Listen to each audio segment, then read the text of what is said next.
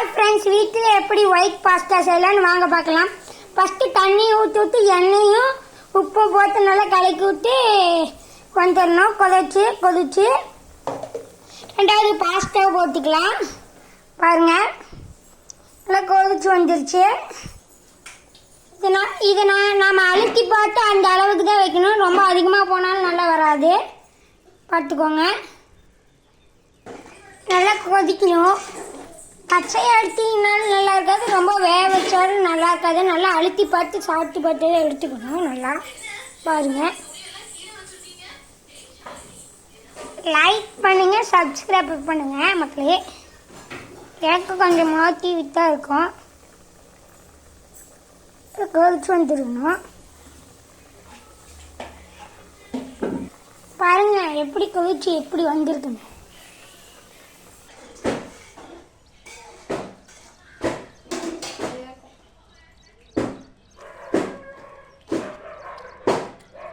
நல்லா வெந்துருச்சு, ஆஃப் பண்ணிடலாம். நல்லா வெந்துருச்சு, இதை வடிச்சுக்கலாம். பாருங்க புகை எப்படின்னு.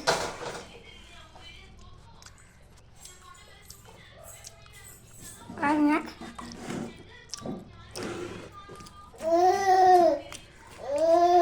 தரசாமி தரந்த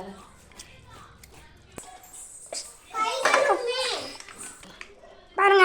ஸ்டவ் ஆன் பண்ணிட்டு பட்டர் இல்லைன்னா நெய் ஊற்றிக்கலாம். நாங்கள் பட்டர் இல்லாதனால நெய் ஊற்றிக்கிறோம். அப்போ நல்ல வாசனம். 2 ஸ்பூன் மைதா போட்டுக்கலாம். எவர் ஓப்பனிங்.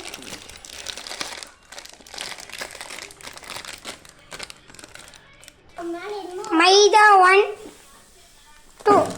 2 ஸ்பூன் போட்டாச்சு. 2 ஸ்பூன் நல்லா கிளக்கி வச்சுக்கணும். கெட்டியாக ஆகவே கூடாது, நல்லா இதனால் கிண்டிக்கணும். பால் ஊற்றிக்கலாம். ஒரு பாக்கெட் பால் ஊற்றினமோ என்னமோ போக அப்படி.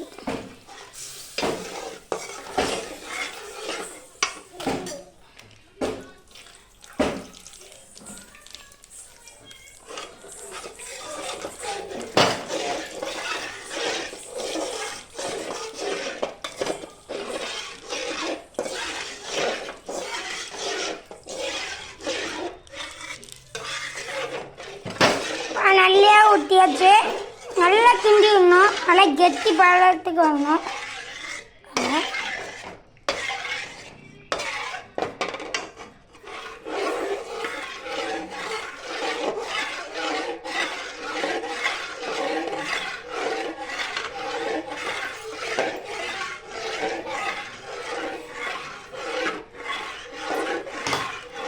என்ன சத்தம் வருன்னு கேட்காதீங்க. இந்த கரண்டி வடச்சட்டியில் போட்டு நல்லா கலந்து நல்லா இருக்கு.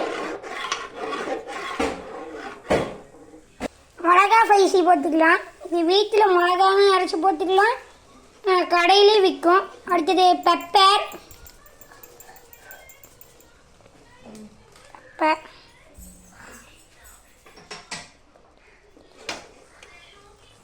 நல்லா கிண்டி விட்டுக்கலாம்.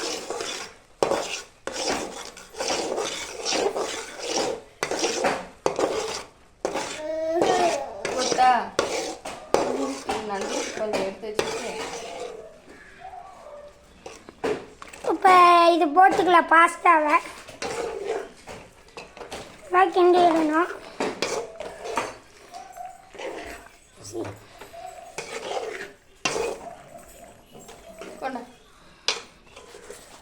கிண்டி விட்டுருணும்.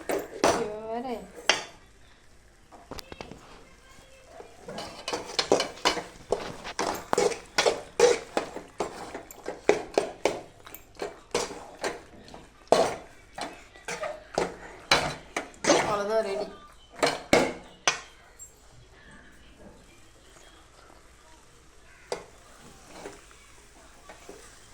Pasta ready. இப்போ நாம் செஞ்ச ஒயிட் பாஸ்தா போட்டுக்கலாம். மொய்தா வேறு யாரும் இல்லை, என் தங்கச்சி தான். இது எனக்கா ஏதோ 4 எடுத்துக்குவாங்க. எது வேணுமோ எடுத்துக்கலாம். நாம இதை எடுத்துக்கலாம் गाइस.